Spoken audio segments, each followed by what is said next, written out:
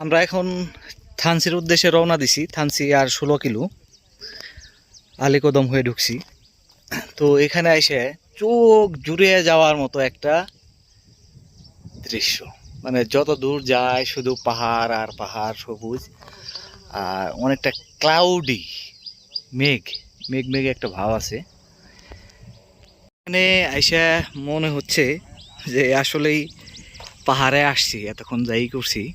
এখানে এসে মনে হচ্ছে ওই সামনে দেখতেছেন, ও দিকে মনে হয় মেঘ নামছে, মেঘ, বৃষ্টি বৃষ্টি হচ্ছে এদিকে, কিন্তু এদিকে নাই।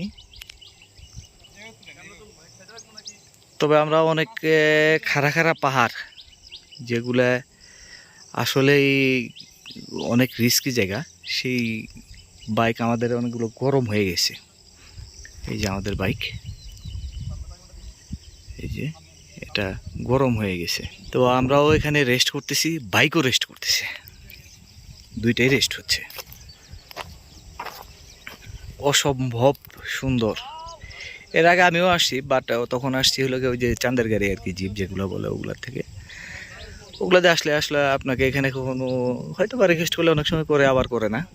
কিন্তু বাইক নিয়ে আসায় আমি সবাই একবার হলেও সাজেস্ট করব যে বান্দরবন, অন্তত এই আলীকদম থেকে থানসি এই রুটটায় আপনারা একবার হইলেও লাইফে, যারা বান্দরবন লাভার আছেন তারা বাইক নিয়ে আসেন একবার হইলেও।